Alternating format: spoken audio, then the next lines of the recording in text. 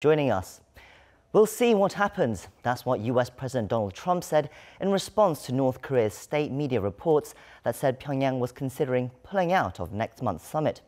On Wednesday, North Korea's Vice Foreign Minister said that the North will not accept a one-sided deal on denuclearization, but the US National Security Advisor John Bolton has now reiterated that complete, verifiable and irreversible denuclearization of North Korea remains the objective. Is the summit still on track, and can the two sides narrow their differences enough to reach a deal? We'll try to answer those questions and more with a guest in the studio later. But first, we go over to our news center, where Kim Mo-kyun is waiting with the latest headlines. Mo-kyun? Thank you, Chang-ho. South Korea's presidential Blue House will seek to mediate between North Korea and the U.S. after the North threatened to pull out of the historic summit talks between its leader Kim Jong-un and U.S. President Trump set for next month. The remarks came in a meeting of the South Standing Committee of the National Security Council today. Our chief Blue House correspondent Moon Gun-young reports.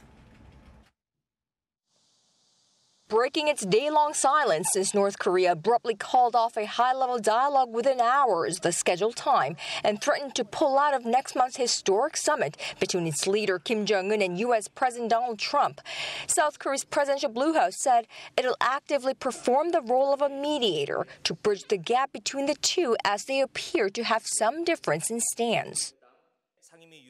The members of the National Security Council Standing Committee decided to closely coordinate through various channels between South Korea and the US and South and North Korea so that the upcoming North Korea-US summit will be held successfully in the manner of mutual respect. President Moon is traveling to the U.S. next week for a bilateral summit with his U.S. counterpart, during which a Blue House official said the South Korean president plans to convey what he and his chief aides have discerned about Pyongyang's position and attitude, and vice versa upon return from a U.S. trip.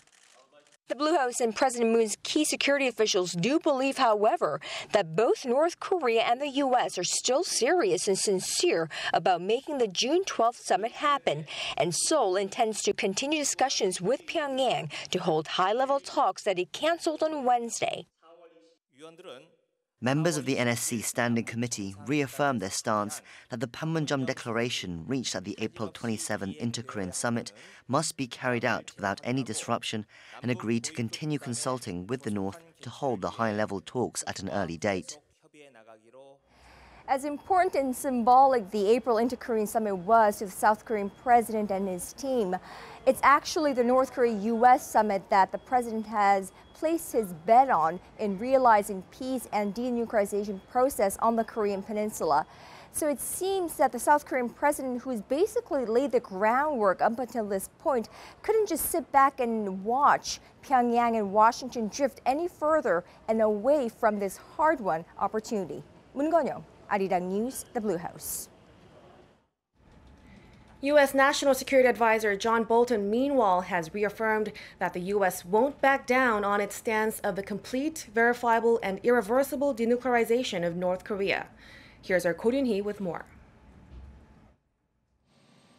U.S. National Security Advisor John Bolton said that he's trying to stay optimistic and realistic at the same time, following North Korea's summit cancellation threat. Speaking to Fox News Radio on Wednesday, Bolton said the U.S. will do everything it can to have a successful meeting, but will not back away from its objective, which is the complete, verifiable, and irreversible denuclearization of North Korea. He added that during the recent Inter-Korean summit, North Korean leader Kim Jong-un agreed to denuclearize, and if Pyongyang changes its mind, the U.S. will find out, and the scheduled summit in Singapore will be pretty short. The U.S. official also said that he has spoken to his South Korean counterpart Chung Eui-yong on the possible reasons behind North Korea's sudden about turn. The remarks come after the North's Vice Foreign Minister Kim Kye-gan threatened that if Washington continues pushing the North to unilaterally get rid of its nuclear weapons, Pyongyang will not show up to the summit table. Ko Ryun-hee, Arirang News. North Korea, on the other hand, seems to be strengthening its ties with China as a North Korean friendship group visiting China this week sat down with Chinese President Xi Jinping on Wednesday. Exchanging greetings, Pyongyang and Beijing once again agreed to further solidify their friendship. Oh Jung-hee reports. Following North Korean leader Kim Jong-un's visits to China in late March and just last week, this time a North Korean delegation visited Beijing. Called a friendship visiting group, the delegation included senior party officials and was led by Park Tae-sung, the vice chairman of the Workers' Party's Central Committee. The group met with Chinese President Xi Jinping on Wednesday. Noting that he shared detailed views with Kim Jong-un, President Xi said China hopes to further advance interactions and cooperation between Pyongyang and Beijing. The Chinese leader said he backs the improvement of inter-Korean relations, the planned summit between Pyongyang and Washington, as well as the denuclearization of the Korean peninsula. But it seems the most important part of the delegation's visit was to find out more about China's economy. The delegation highlighted that its China visit was to carry out what had been agreed between Kim and Xi, which includes learning from Beijing's experience in economic development, reform, and opening up to the world. President Xi said China supports North Korea's efforts to develop its economy. This follows North Korea's policy shift last month from simultaneous development of nuclear weapons and economy to a complete focus on building a socialist economy. 오정희, Arirang News. President Moon Jae-in insisted the government will put its utmost efforts into speeding up deregulation to help Korea experience innovative growth. 혁신 성장은 당연히 민간이 주도해야 하는 것이지만 정부의 적극적인 촉진 역할이 필요합니다. The Korean president made the comments during a meeting today held to review the progress of the innovation growth strategies and initiatives that were discussed last November.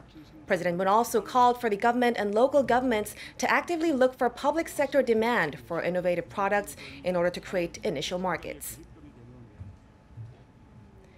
The South Korean government is going to get a lot more transparent in terms of its foreign exchange transactions. Seoul hopes the move will lift concerns that the country uses its currency to give its exporters an unfair advantage. Kim Hae-sung with the details.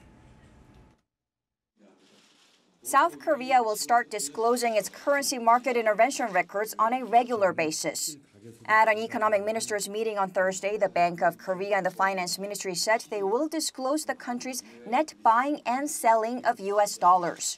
The government will reveal details every 6 months for 1 year starting from the second half of 2018.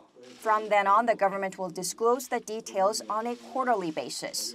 The announcement comes after the U.S. government and the IMF repeatedly called on South Korea to release its FX intervention records and enhance transparency.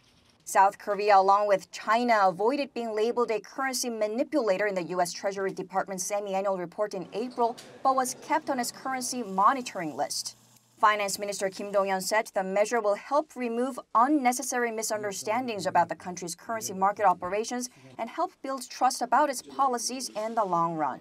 Another focus during the meeting was on the use of liquefied natural gas or LNG-powered vessels. The government plans to gradually replace its towing vessels that use bunker C or diesel, which emit fine dust particles, with LNG-powered vessels that are more eco-friendly. It will place its first order for 2 LNG-powered vessels in August that will sail between South Korea and Australia. The Ministry of Oceans and Fisheries says it will support the adoption of LNG-powered vessels through subsidies and technological development. Kim Hae-sung, Arirang News. I'm Kim Mo-kyun, and those are your news headlines for this hour.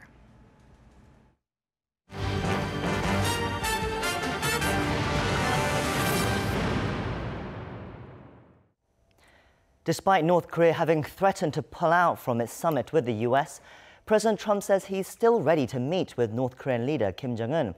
But on whether he will actually happen, he said, quote, "We'll see." Lee Seung-jae has more. The potential path to denuclearization and peace on the Korean peninsula now hangs in the balance after North Korea threatened this week to pull out of its upcoming summit with U.S. President Donald Trump. This is what Trump had to say about the matter on Wednesday ahead of his talks with the president of Uzbekistan. We'll have to see. We haven't been notified at all. We'll have to see. President Trump has said he expects the June 12 summit in Singapore to be a success.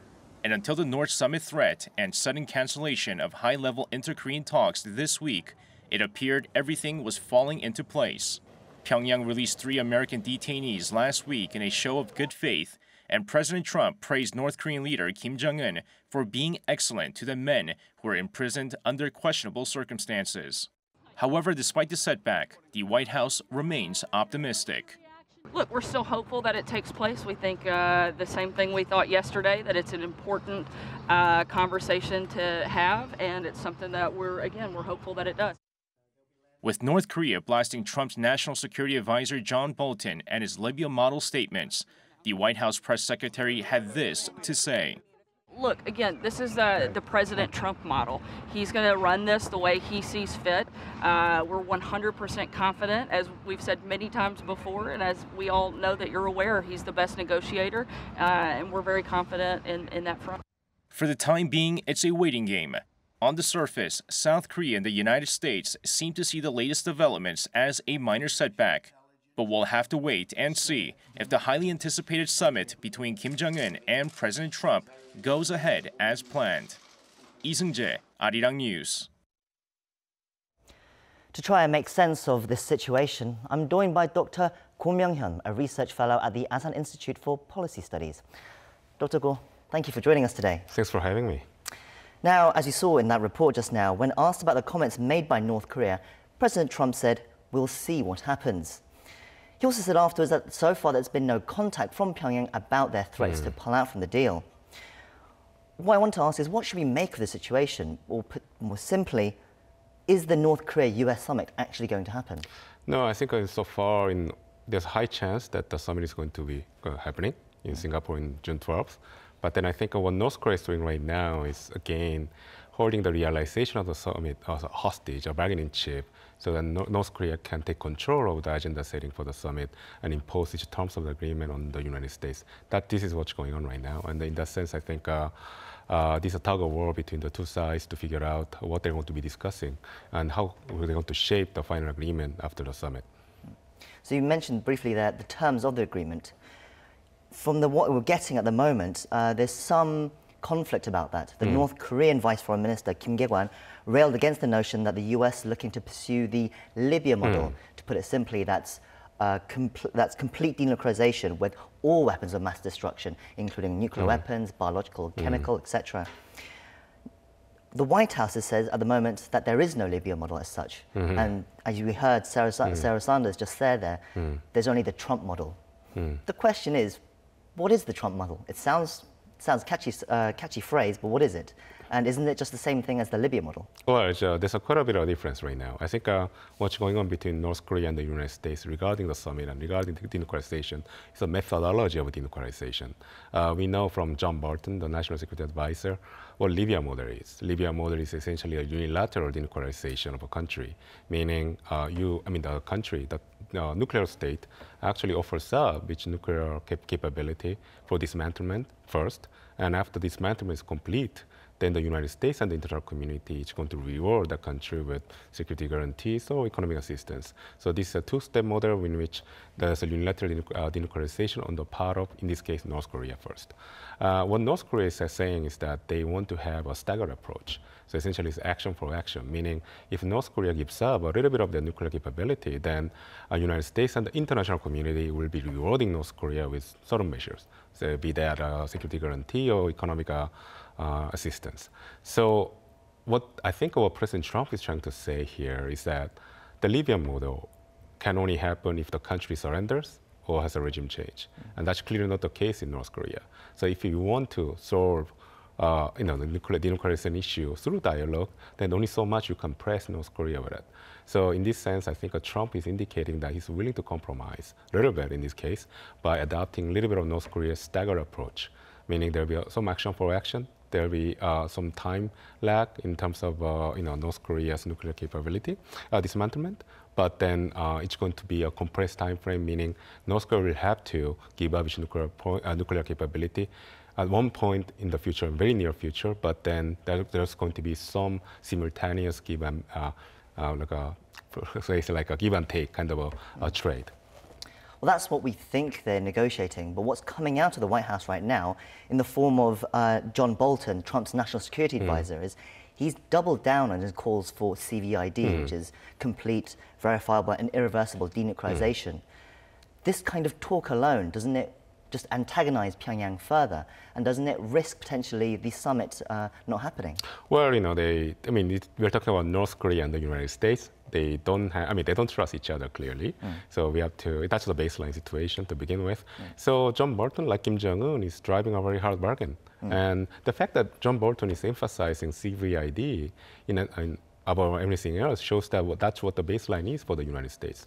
This is the minimum, bare minimum that the United States has to get from North Korea in order to claim the summit, and the agreement with North Korea can be considered as successful. So this is something that John Bolton is making sure that that's basically the last thing that the United States is willing to compromise.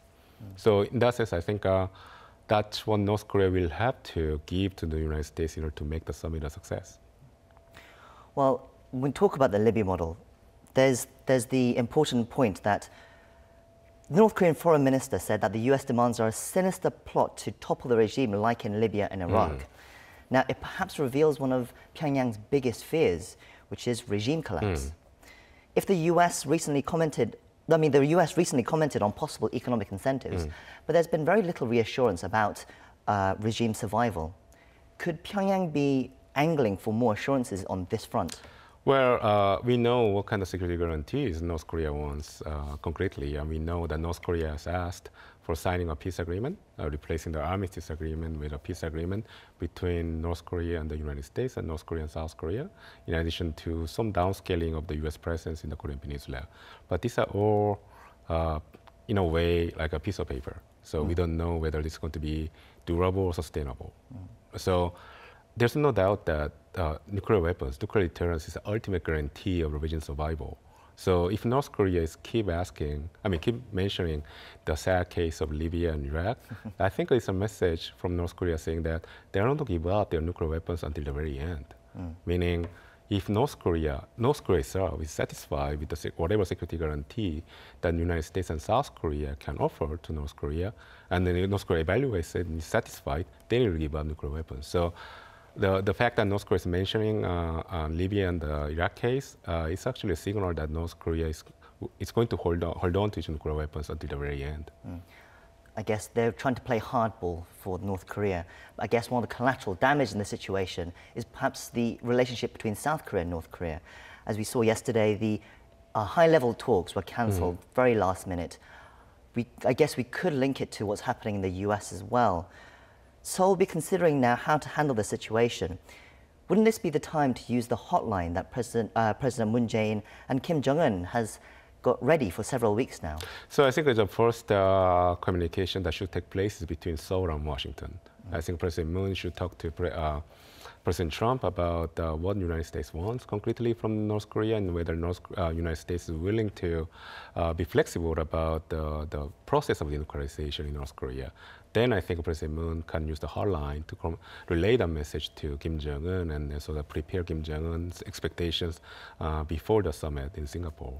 So I think that's one potential use of the hotline at this moment.